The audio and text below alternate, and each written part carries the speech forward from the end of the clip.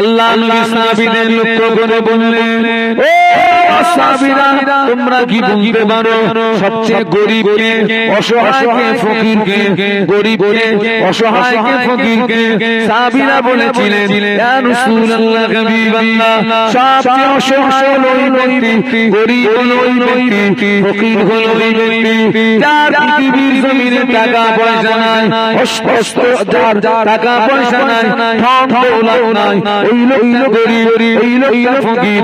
আল্লাহ নবী বললেন, না, ও সাহাবীরা, ওই লোকটা প্রকৃত গরীব নয়, ওই লোকটা প্রকৃত ফকির নয়, ওই লোকটা প্রকৃত গরীব, প্রকৃত ফকির কিয়ামতের ময়দানে আমার একদল উম্মতি প্রচুর নামাজ নিয়ে উঠবে, রোজা নিয়ে উঠবে, হজ যাকাত নিয়ে উঠবে, দান খয়রাত নিয়ে উঠবে, তাসবিহ তিলাওয়াত নিয়ে উঠবে, কিন্তু দেখা যাবে পৃথিবীর জমিনে ও কারোর হক মেরে এসেছে, কারোর রবাদ করে এসেছে, কারোর প্রতি জুলুম করে এসেছে। কিয়ামতের ময়দানে ওর নেকিগুলোকে পাওনাদারদেরকে বিলিয়ে দেওয়া হবে, ওর নেকিগুলো পাওনাদারদের বিলিয়ে দেওয়া হবে। ওর নেকি যখন শেষ হয়ে যাবে, পাওনাদারদের গুনাহগুলোর উপরে চাপিয়ে দেওয়া হবে। ওই লোকটা নিঃস্ব হয়ে যাবে, অসহায় হয়ে যাবে, ফকির হয়ে যাবে, গরীব হয়ে যাবে। আমার ফেরেশতারা ওকে জাহান্নামে টেনে টেনে নিয়ে যাবে। ও আমার সাহাবীরা, আমি আল্লাহ নবী বলছি, ওই লোকটা হলো প্রকৃতপক্ষে গরীব। এ বাবা বুঝতে পারছেন না? হ্যাঁ, ঘুমোচ্ছে তো।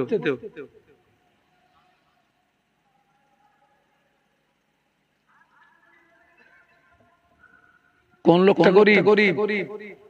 কে গরীব?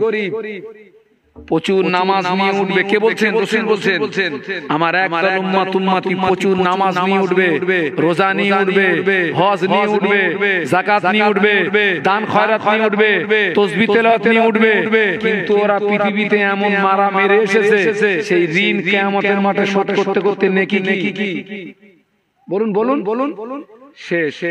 এইবার কি হবে? পাওনাদারদের গুনাহ হুজুরির গাড়ে। যাও মামুর বাড়ি যাও। মামুর বাড়ি কোথায়? আরে মামুর বাড়ি কোথায়? জাহান্নাম। যাও। কোথায় নামাজ, কোথায় হজ?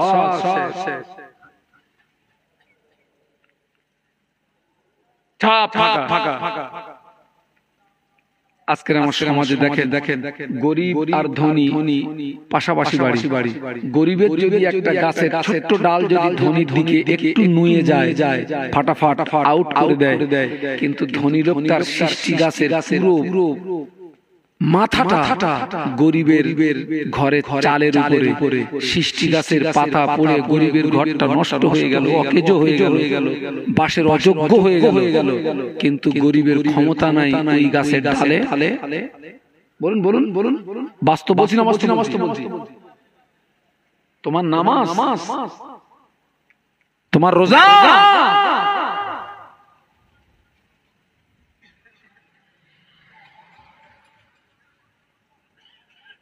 এর রোগ বেড়ে গেছে বাবা।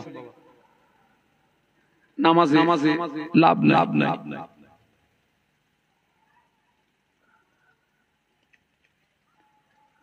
ও আপনার যদি আসমান সমূহ গুনাহ হয়, আল্লাহর কোন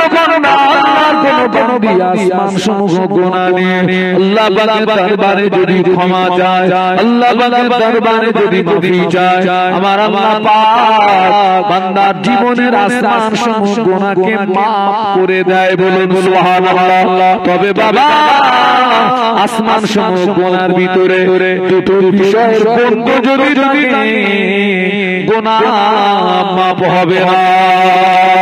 আসমান সমূহ গুনাহর ভিতরে দুটো বিষয়ের গন্ধ যদি লাগে, গুনাহ মাপ হবে না।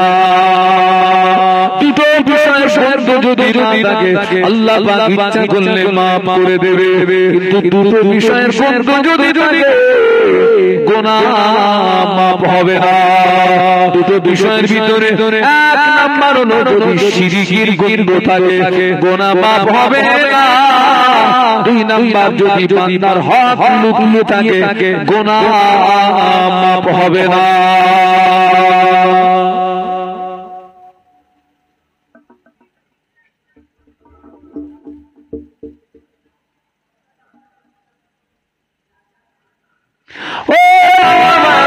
আপনি জীবনে নামাজ কাজা করেছেন, রোজা কাজা করেছেন, মিথ্যা কথা বলেছেন, এই অন্যায়গুলো বান্দা হয়ে আল্লাহর কাছে করেছেন। আল্লাহর কাছে ক্ষমা চাইলে আল্লাহ পাক ইচ্ছা করলে মাফ করে দিতে পারে।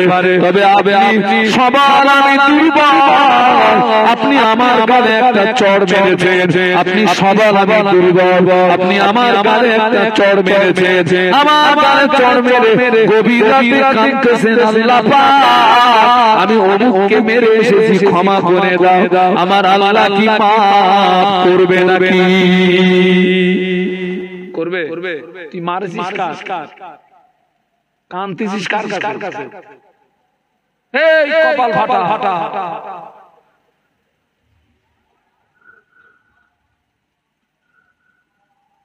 তুই মেরেছিস কার?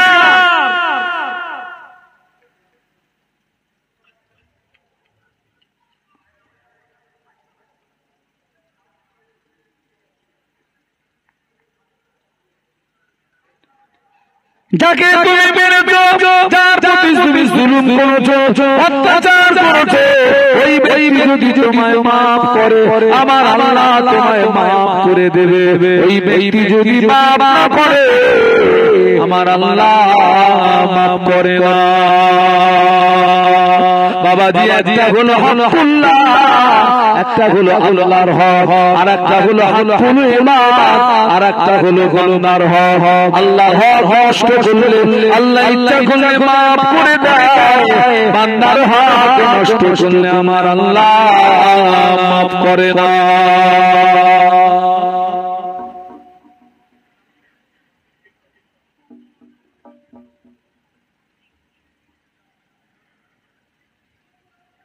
এই সেই আশির জমানা বাবা, কঠিন জমানা বাবা, খুব সাবধান, খুব হুঁশিয়ার।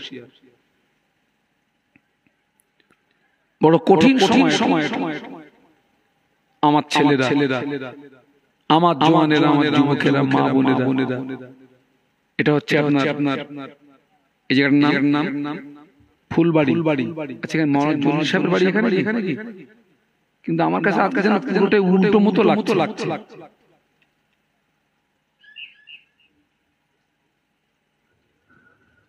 আল্লাহ পাল্লা কবরকে জান্নাতের নূর দিয়ে গুলজার করে দেন, বলুন আল্লাহুম্মা আমিন। বাবা আমরা একটু পরিবর্তন হই, একটু ভালো হই।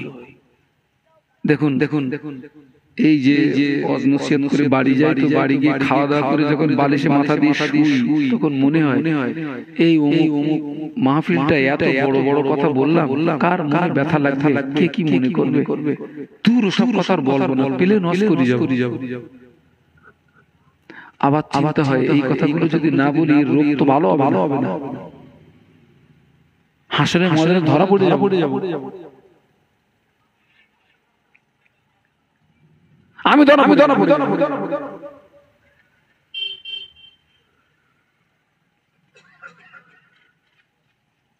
আজকের এই মাহফিলটা হচ্ছে প্যান্ডেল দিয়ে, মাইক দিয়ে, তাবারুক দিয়ে, আলেম ওলামাদের নজরানা দিয়ে কত পয়সা খরচ হচ্ছে বলুন তো ভাই। হ্যাঁ, এইটা খরচ করা সার্থকতা হয়ে যাবে। এই মাহফিলের একটা বেকা মানুষ যদি সোজা হয়, একটা বেকা মানুষ যদি সোজা হয়, মাহফিল দেওয়া সার্থক হয়ে যাবে। ঈসা আলাইহিস সালাম দিয়েছেন কবরবাসীদের সাথে কল্যাণ, কিন্তু কবরে আপনিও যাবেন, আমিও যাব। সেখানে যেতে গেলে দরকার নেক আমল। কি দরকার? নেক আমল। ভেজাল আমল কি আমল? জোরে বলুন। নেক আমল। ভেজাল আমল না। কিন্তু আমাদের খাতা খুলে দেখা যাচ্ছে আমল কি ভেজাল ভেজাল ভেজাল।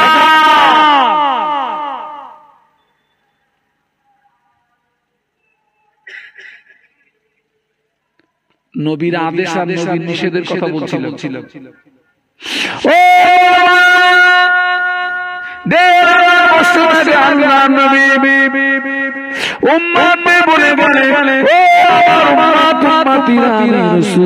তোদের নিষেধ করে দিচ্ছি, মদের রাস্তায় যেন যাবি না, জুয়ার রাস্তায় যেন যাবি না, সুদের রাস্তায় যেন যাবি না, জেনা ব্যভিচারীর রাস্তায় যেন যাবি না। বাবা ইসলামের শুরুতে মদ জায়েজ ছিল, জুয়া জায়েজ ছিল, মদ জায়েজ ছিল, জুয়া জায়েজ ছিল। কোরআন যখন নাযিল হলো মদ হারাম, জুয়া হারাম, মদ হারাম, জুয়া হারাম। আমার নবীর জমানায় মাইক ছিল না, আমার নবীর জমানায় টেলিফোন ছিল না, কিন্তু নবীর উপরে কোরআন নাযিল হলো। এই আয়াতটা মানুষের কাছে কি করে পৌঁছে দেওয়া যায়? আল্লাহ নবী কয়েকজন সাহাবীকে নিযুক্ত করলেন। ও সাহাবীরা, বাবারা, আমার উপরে কোরআন নাযিল হয়েছে, মদ হারাম, জুয়া হারাম। কোরআনের এই আয়াত তোমরা রাস্তা দিয়ে যাও আর জোরে জোরে তিলাওয়াত করো, রাস্তা দিয়ে যাও জোরে জোরে তিলাওয়াত করো, মানুষের কানে কোরআনের আয়াত পৌঁছে দাও। একটু জোরে জোরে বলুন। সাহাবীরা রাস্তা দিয়ে যাচ্ছে, কোরআনের আয়াত জোরে জোরে তিলাওয়াত করে, মদ হারাম, জুয়া হারাম। অনেক সাহাবী মদের বোতল হাতে নিয়েছে, পান করবে, কিন্তু যখনই ওই আয়াত কানে গেল মদ হারাম, সাহাবী মদের বোতলটা ফেলে দিয়েছে। অনেক সাহাবী গেলাসে ঢেলেছে পান করবে, ওই আয়াত যখন কানে গেল গেলাস ফেলে দিয়েছে। অনেক সাহাবী মদ পান করে ফেলেছে। কোরআনের ওই আয়াত যখন কানে যায়, ওই সাহাবী আমলগুলো কানের ভিতরে দিয়ে বমি করে করে বার করে দিয়েছে। মুসলমানের ঘরে মদের বোতল পাওয়া যাবে না। বলুন বলুন বলুন বলুন।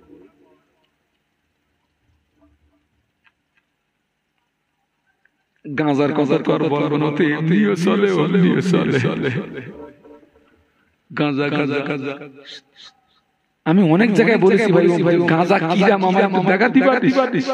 আমি জীবনে দেখিনি মাল কি দাম সে। তবে শুনেছি বলে হুজুর নাই, বলে হুজুর খেলি শুরু করেন গার মতো লাল লাল বেরেনে কাজ করে না, বাড়ি এসে অনেকে বউরে বলে মা ভাত দে, বেরেনে কাজ করে না তো কারে কারে কিসে।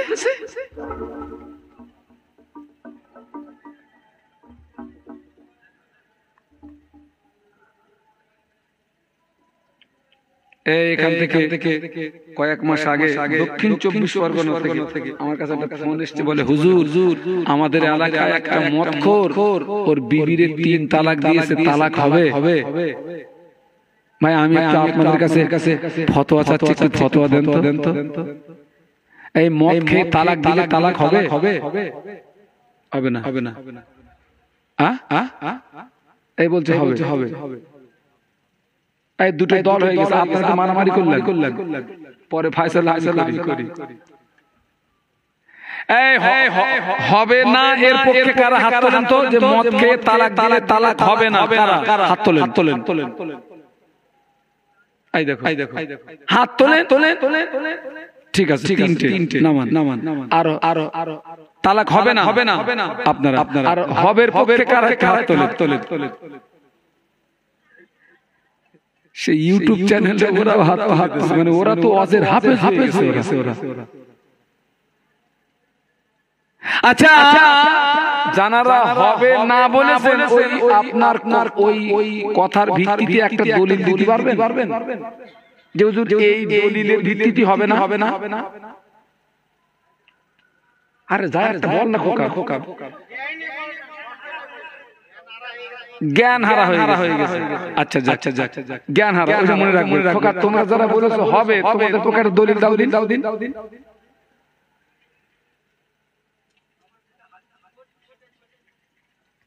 না আরে বাবা ও তো আপনি পড়তেছেন আমি পড়তেছি কিন্তু কারণটা বলতে হবে। যাক আমি বলছি ও অজ্ঞানে বলেছে হবে না। আচ্ছা ও অজ্ঞানে বউরে তালাক দিতে হয় এটা কি করে জানলে? তা বললে হবে না তো।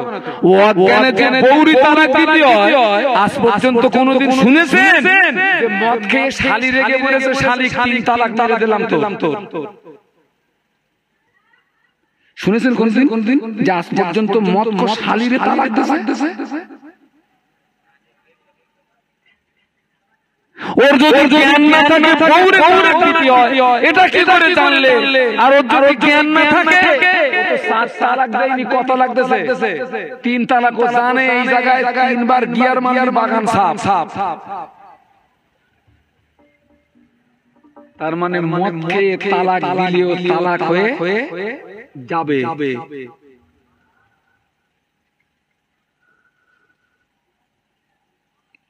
আপনি বিশ্বাস করুন ভাই, সাহাবীদের কানে যখন কোরআনের আয়াত গান সব ফেলে দিল, অনেকে মদ গিলে ফেলেছে, আঙ্গুল গালে দিয়ে বমি করে বার করে। আর এখন কিতনা মুসলমান মদ পান করে জানেন? হ্যাঁ, মুসলমানের ছাবাল, ছেলে না বলো, মুসলমানের ছাবাল।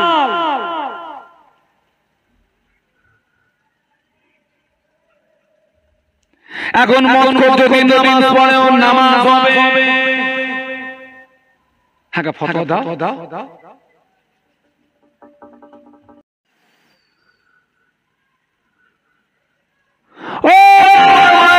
মদ করে নামাজ কবুল হয় না, মদ করে রোজা কবুল হয় না, মদ করে কোরআন খয়রাত কবুল হয় না, মদ করে কবরে আযাব কিয়ামত পর্যন্ত হবে না।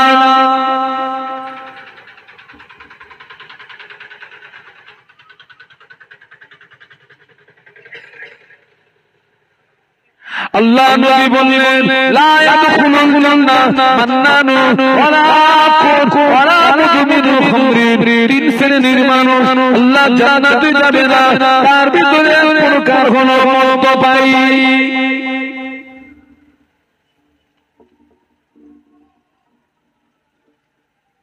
শুধু করে নামাজ আল্লাহর দরবারে কবুল হয় না, হারাম করে নামাজ আল্লাহর দরবারে কবুল হয় না। হারাম কর যদি বিনা তওবায় মারা যায় ওর কবরের আযাব কিয়ামত পর্যন্ত মাফ হবে না।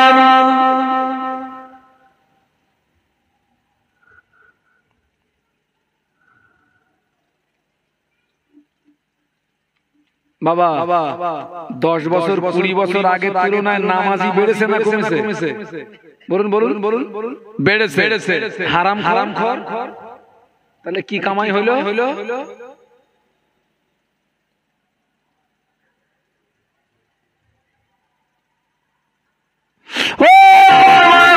আগে আমি দূরে মাহফিলে গেলে আমি মেয়েদের কাছে দোয়া চাইতাম, ভাবিদের কাছে দোয়া চাইতাম, চাচিদের কাছে দোয়া চাইতাম, বোনেদের কাছে দোয়া চাইতাম।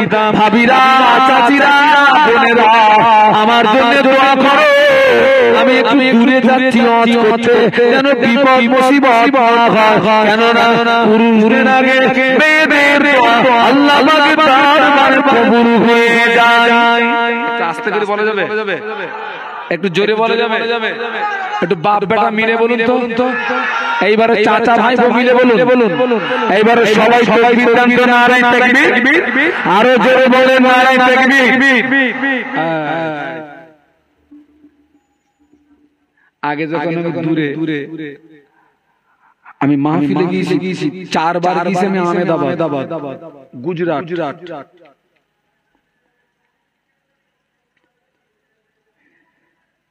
2 বার গিয়েছি হায়দ্রাবাদ মাহফিলে, 1 বার গিয়েছি নাগপুর, 2 বার গিয়েছি ত্রিপুরা,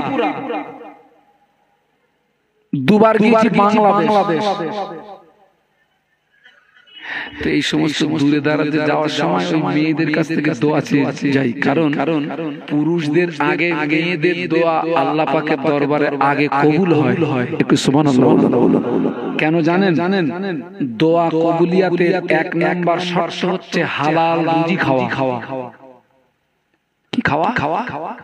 হালাল রুজি। আমাদের চেয়ে আমাদের বাড়ির মেয়েরা কি খায়? হালাল খায়। কেন? আমি আয় করি, আমার বাড়ির লোক বলো আয় করে না। আমার এই ইনকামের ভিতরে হারাম থাকতে পারে, ওটা আমার জন্য হারাম, আমার স্ত্রীর জন্য কি হালাল।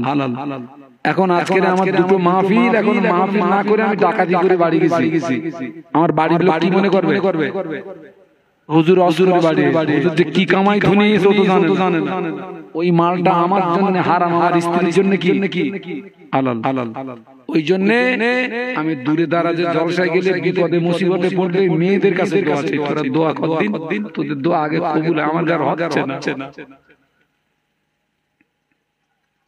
কিন্তু এখন আমি দূরে দাঁড়াতে গেলে আর মেয়েদের কাছে দোয়া চাই না, ভাবিদের কাছে দোয়া চাই না, চাচিদের কাছে দোয়া চাই না। কারণ হলো এখন পুরুষদের চেয়ে অধিকাংশ মেয়েরা কবুল হারাম।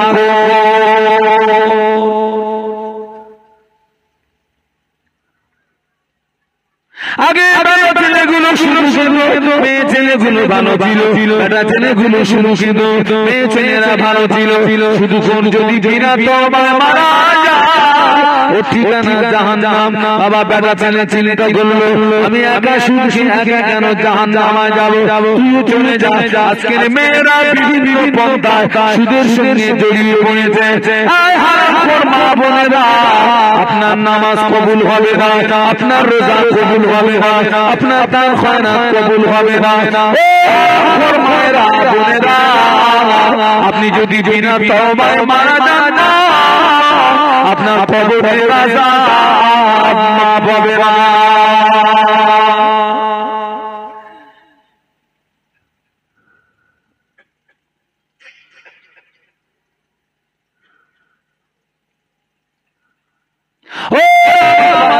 আমাদের প্রত্যেকটা মানুষের শরীরের ভিতরে ইবাদত রাখার পাত্র আছে না নাই?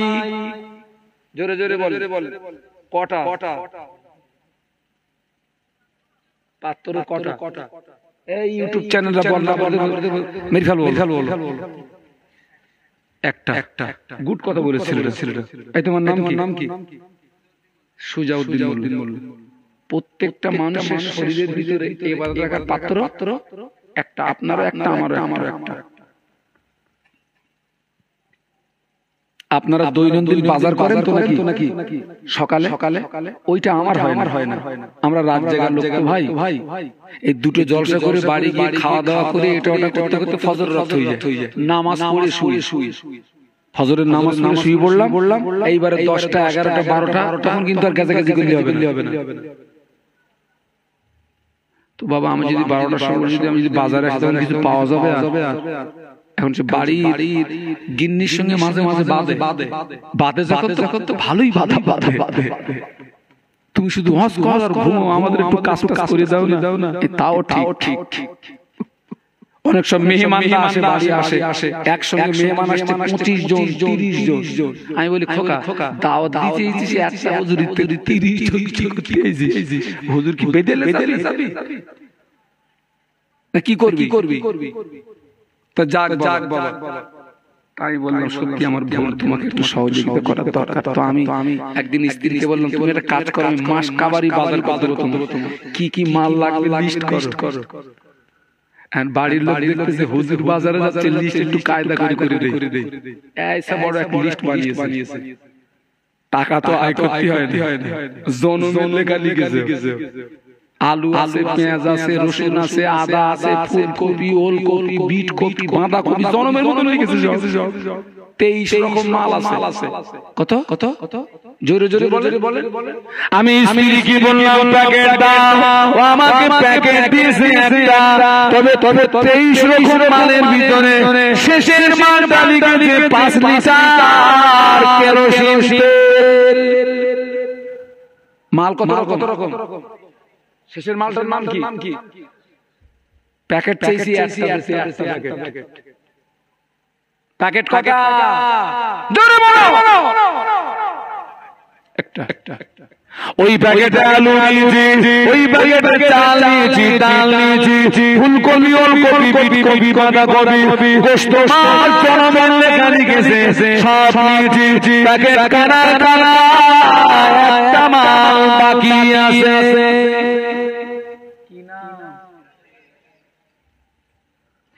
দোকানদারকে বলতে ভাই একদিন কি লেখা আছে, তো বলতেছে হুজুর কেরোসিন।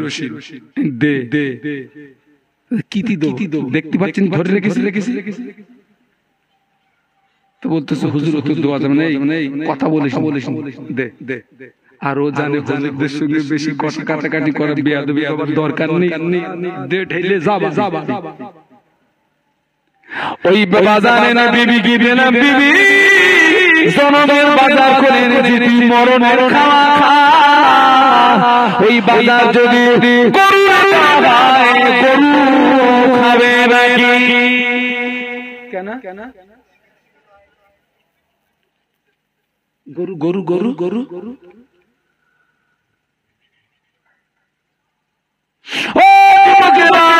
তোমার শরীরের ভিতরে ইবাদতের পাত্র একটা, ও মুমিনা আপনার শরীরের ভিতরে ইবাদতের পাত্র একটা, আমার একটা।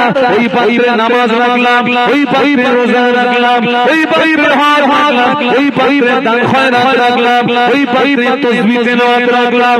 ওই পাত্রে যদি গুনাহের ফারাত মেরে রাখি, ওটা কেরোসিন তেল, ভাই হক করেছো ওটা কেরোসিন তেল, শুধু খেয়েছো ওটা কেরোসিন তেল, মদ পান করেছো ওটা কেরোসিন তেল, সমিতি মন্ডল গুলো করে করেছো ওটা কেরোসিন তেল।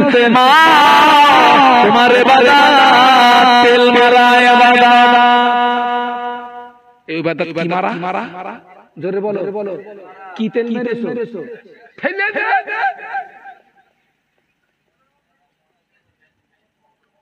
ইবাদত ফেলে দে।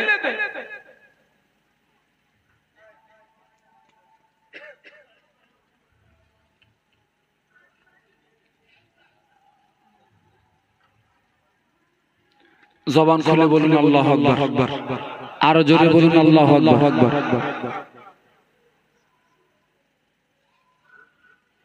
আজকের বিশ্বাস করুন ভাই, সলিড ইবাদত খুব কম সংখ্যক মানুষের আছে। সলিড ভেজাল হয়ে গেছি আমরা, যার জন্য আমাদের ইবাদত কি হচ্ছে আল্লাহই জানে। এত দোয়া করতেছি ভাই, দোয়া মোটে জায়গায় যাচ্ছে না, হারাম করতে যাবে কি করে দোয়া।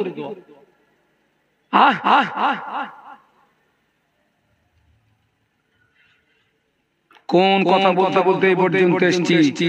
ইসালে সওয়াবের বাংলা মানে মৃত্যু ব্যক্তিদের রুহে সওয়াব পাঠানো।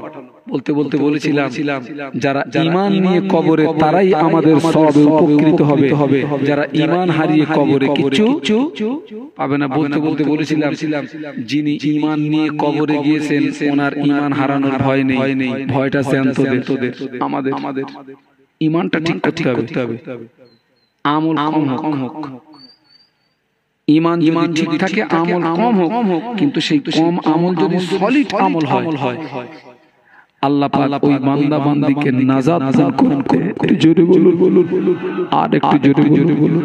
আমার ছেলেরা, আমার যুবকেরা, আমার জওয়ানেরা, সোনার ছেলেরা, বাবা আমি তোমাদের ভাই, কারো ছোট ভাই, কারো বড় ভাই, মোহাম্মদ শাহানুর আলম বলে যাচ্ছি, আমরা একটু ভালো হই, আমরা একটু পরিবর্তন হই, একটু করে ভালো হই।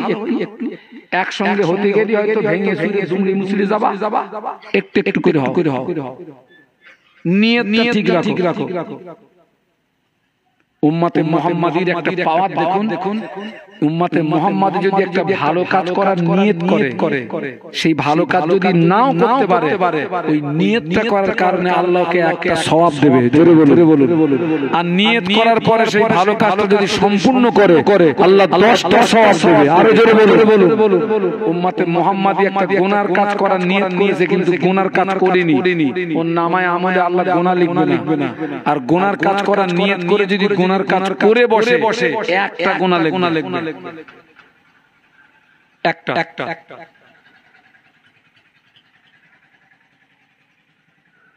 আমরা একটু মায়েরা আপনারা একটু ভালো হন।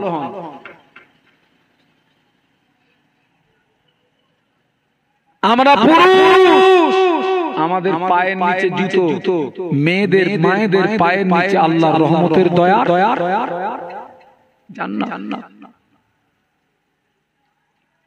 জান্নাত। আপনি যদি ভালো হন, মা যদি ভালো হয় কি হবে?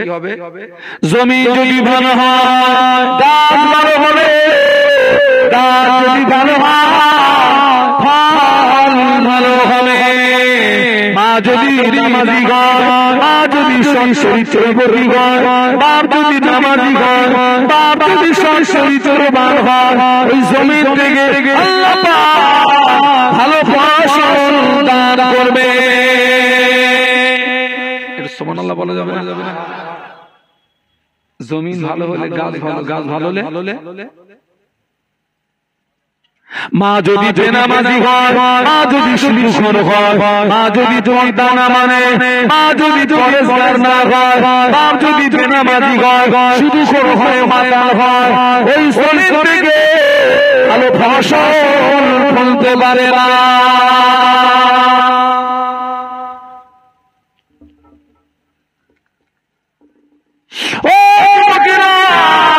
আল্লাহর নবী ইব্রাহিম খলিলুল্লাহ, তিনি আল্লাহর পাঠানো পয়গম্বর, তার কলিজার টুকরা ইসমাঈল আলাইহিস সালাম, তিনিও নবী, বাপ নবী, ছেলেও নবী, বাপ নবী, ছেলেও নবী। আল্লাহর নবী ইয়াকুব আলাইহিস সালাম, তিনি নবী, তার কলিজার টুকরা বেটা ইউসুফ আলাইহিস সালাম, তিনিও নবী, বাপ নবী, ছেলেও নবী। মুজাদ্দিদুজ জামান আল্লাহর ওলি, তার 5 কলিজার টুকরা, তারা আল্লাহর ওলি। জমিন দেখুন আর আমাদের জমিন দেখুন, বাপ মাতা, ছেলে ও মাতা, বাপ রাতের বেলা দোতলে, ছেলে দিনের বেলা দোতলে, মা শুধু মেয়েও শুধু, মা পর্দা করে না, পর্দা মানে না।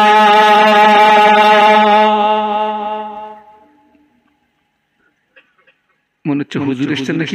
বলুন তো একটু দেখো তো বাবা, হ্যাঁ তাকবীর দেন, নারে তাকবীর, এই জোরে বলেন নারে তাকবীর। আওলাদে মুজাদ্দিদে জামান, আওলাদে মুজাদ্দিদে জামান, শ্রদ্ধা ভাজন হুজুর কিবলা, শ্রদ্ধা ভাজন হুজুর কিবলা, নারে তাকবীর। বাবা আমি একটু হাঁপ ছাড়লাম যে আমার সময় হয়ে গেছে বাবা। আগে এক রাত্রে 3টে 4টে 5টা করে মাহফিল করতাম। এখন এক রাতে 2টো মাহফিল করতে গেলে কষ্ট হয়। তবুও মানুষের আবদারে ছুটতে হয়, আবদারে।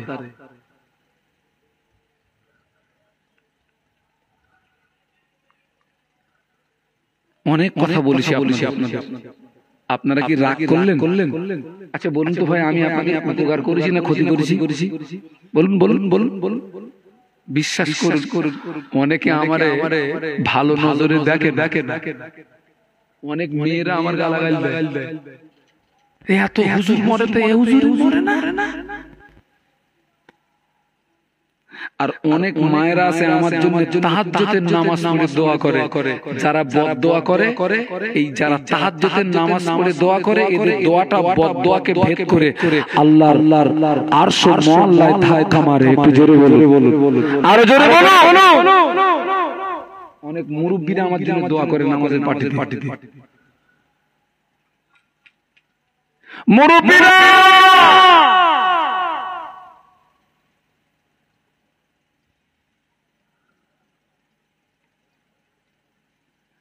আপনাদের সঙ্গে আমার ব্লাডের সম্পর্ক আছে,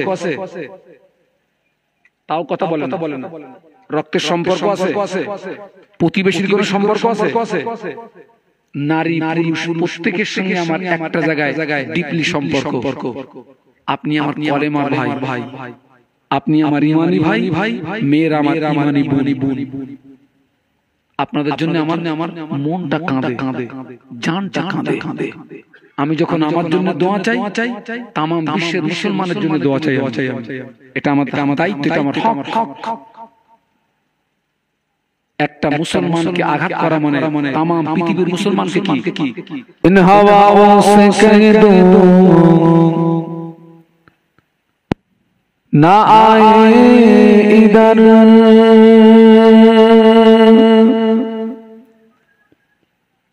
मुझको खुशबू की कोई जरूरत नहीं, जिनकी खुशबू से महका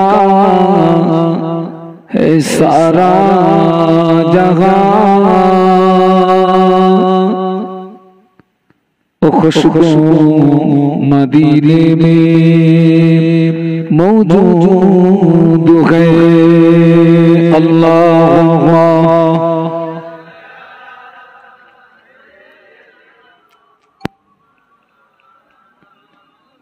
व अला आले सय्यदिना।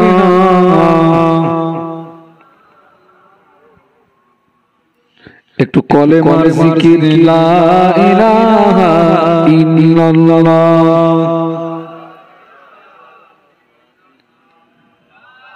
লা ইলাহা ইল্লাল্লাহ মুহাম্মাদুর রাসূলুল্লাহ। আল্লাহুম্মা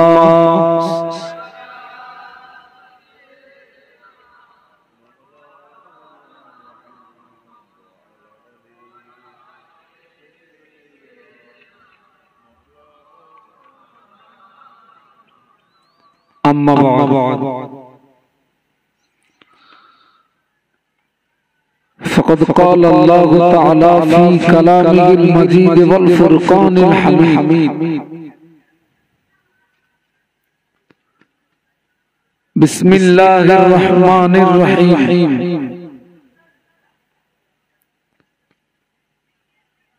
اللهم اغفر لنا ولإخواننا الذين سبقونا بالإيمان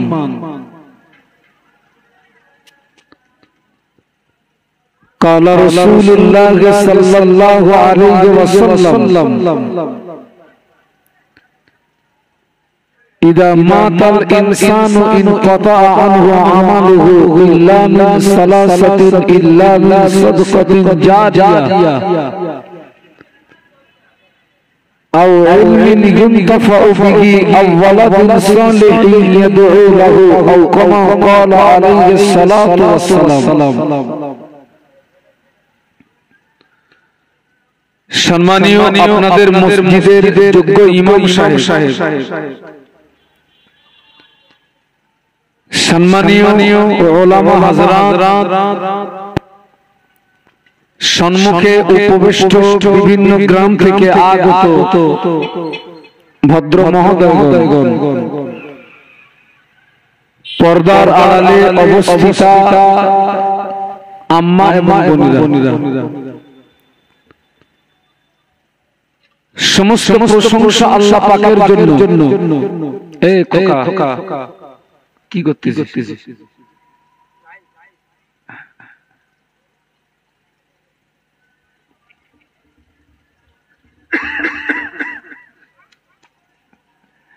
আজকের একটা মানে একটা বিষয় দেখুন, আগে শ্রোতা এবং বক্তার সঙ্গে একটা সম্পর্ক ছিল, আর এই সবই ঘোড়ার জন্য শ্রোতা এবং বক্তার মধ্যে সম্পর্কটা নষ্ট হয়ে গেছে। আগে কি শ্রোতা থাকবে না আগে মেশিন থাকবে? আরে আপনার কথা বলেন না কেন? এখন সব কি হচ্ছে?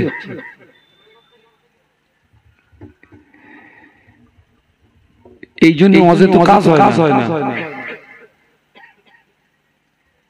আমি এবার নিবারণ করছি, জলসা কমিটি যারা পরিষ্কার কথা বললো, ভাই ওই মাল যদি থাকে মাল লে তোরা থাক, আমাদের ডাকবি না। প্রত্যেকটা জায়গায় ডিস্টার্ব করে।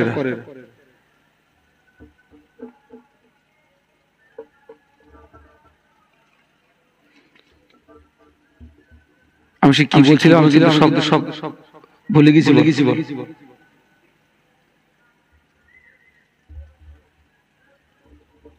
পর্দার আড়ালে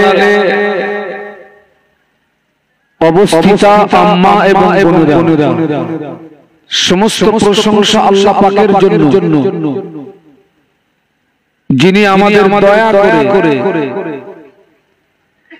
দ্বীন ও শরীয়তের কিছু জ্ঞান অন্বেষণের উদ্দেশ্যে পবিত্র মাহফিলে উপস্থিত হওয়ার তৌফিক দান করেছেন। আমরা সকলে কৃতজ্ঞতা প্রকাশে মহব্বতের সঙ্গে উচ্চ আওয়াজে বলি আলহামদুলিল্লাহ। প্রিয় নবী মাজার মুকদ্দাসে জানাই অসংখ্য দরুদ এবং সালাম। আমরা প্রত্যেকে অন্তরের স্থল থেকে বলি সাল্লাল্লাহু, বলুন আলাইহি ওয়াসাল্লাম। আপনারা দীর্ঘক্ষণ ধরে বিদায়ী বক্তার কাছ থেকে অনেক গুরুত্বপূর্ণ আলোচনা শুনেছেন। আমি কিছু আলোচনা লেখার লক্ষ্যে কোরআন শরীফের প্রত্যেকটি আয়াতে শরীফা, প্রিয় নবীর পাক জবানে বর্ণিত অসংখ্য হাদিস মোবারকের ভিতর থেকে ছোট্ট হাদিসের টুকরা তেলাওয়াত করেছি। সকলের কাছে দোয়া চাচ্ছি। প্রথমের দোয়া, আল্লাহ এই মুহূর্তে আমাকে কিছু বলার তৌফিক দিন, বলুন আল্লাহুম্মা আমিন। আরো একটা কথা, আপনারা সকলে এই নিয়াতে বসুন যে আমরা বক্তাদের বক্তব্যকে মেনে নেব, বলুন আল্লাহুম্মা আমিন। কারণ আমরা প্রচুর অশোনা মানুষ, ইতিপূর্বে যত ওয়াজ এবং নসিহত আমাদের শোনা পড়েছে সেগুলোকে যদি মেনে নিয়ে আমরা কাজে লাগাতাম, আমার মনে হয় আমাদেরকে নতুন করে আর চটে বসার দরকার ছিল না। আমরা যতটা শুনি ততটা মানি না, আমল করি না। আল্লাহ আমাদেরকে তৌফিক দিন, বলুন আল্লাহুম্মা আমিন।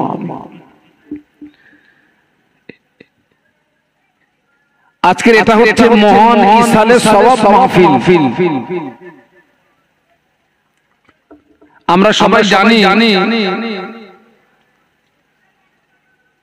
বাংলার মাটিতে সর্বপ্রথম ইসালে সওয়াব কায়েম করেছিলেন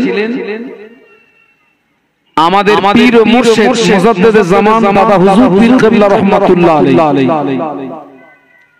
যেটি ছিল ফাল্গুন মাসের 21, 22, 23। এই ইসালে সওয়াবের আগে বাংলার মাটিতে অন্য কোন ইসালে সওয়াব ছিল আমার জানা নেই। আজকের আমরা যে সমস্ত ইসালে সওয়াবগুলো দিই, এ হচ্ছে মুজাদ্দিদে জামানের ওই ইসালে সওয়াবের অনুকরণে, অনুসরণে।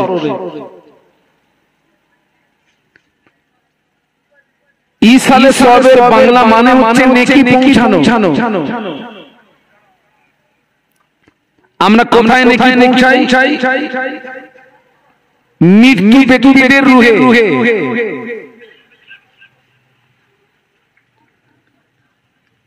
এই গ্রামে যত কবরবাসী আজকে তাদের আত্মা বড় শান্তি পাচ্ছে। কেন? আজকের এই মাহফিলের যখন পরিসমাপ্তি ঘটবে, আখেরি মোনাজাতের ভিতর দিয়ে আমাদের আব্বা মা দাদা দাদি আত্মীয় স্বজন আল আওলাদ যারা কবরে, এখান থেকে তাদের রুহে সওয়াব পাঠানো হবে। কবরবাসীরা আমাদের পাঠিত সওয়াবে তারা কবরে উপকৃত হয়। একটু জোরে বলুন সুবহানাল্লাহ। আর একটু মহব্বতে বলুন। তবে একটা কথা আপনাদেরকে জিজ্ঞাসা করব, এই যে আমরা মৃত্যু ব্যক্তিদের রুহে যে সওয়াব পাঠাই, আমাদের পাঠিত সওয়াবে সব কবরবাসীরা কি কবরে উপকৃত হয়? হয় না। তার মানে এক দল হয় আর আরেক দল হয় না। ওই মুরব্বির কথাটা স্মরণ করুন।